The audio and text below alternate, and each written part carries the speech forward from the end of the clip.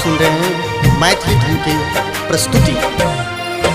बेजान तोरे चलत धलियो हम पागल के भेसबा, तोरे चलत धलियो हम पागल के भेसबा। छोड़ के गईले कवन तू देशवा गे जान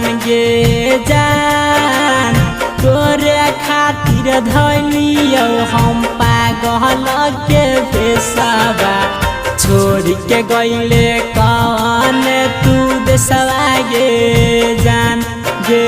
जान तोरे खातिर बनलियो पागल के भेसबा। छोड़ के गईले कवन तू देशवा गे जान।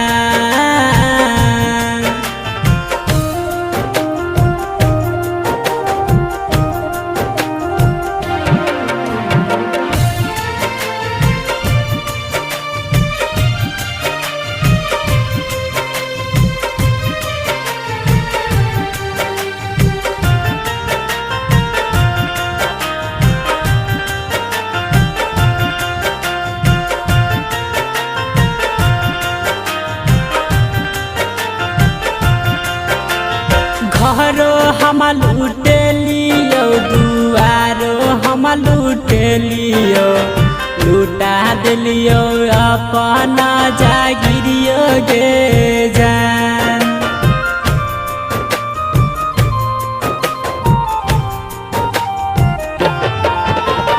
घरो हम लूटे लियो जवारो हम लूटे लियो, लूटा दिलियो अपना जागिरियो गे जान तइयो नहीं बुझली तू दिला के दर दिया। बना गेलही नीमा के हरनिए गे जान तोरे चलत धलियो हम पागल के भेसबा।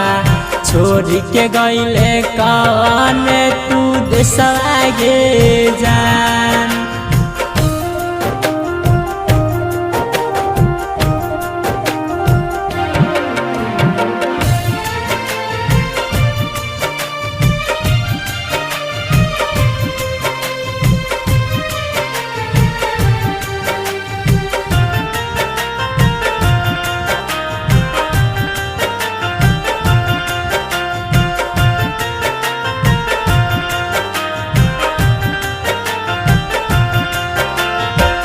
जे तू मांगल ही गे जानू तू तोरा देलियो, पूछो के नहीं कमी हमारा खलियो गे जान। अभी आप सुन रहे हैं मैथिली ढंग की प्रस्तुति। जे तू मांगल ही गे जानू सब चीज तोरा देलियो, पूछो के नहीं कमी हमारा खलियो गे जान। रामन जी यादव के तू बुझली नहीं मजबूरिया, मायरा दिलही सीनावा पछुरिया गे जान तोरे खातिर बनलियो पागल के भेसबा। छोड़ के गेलही कवन तू देशवा गे जान।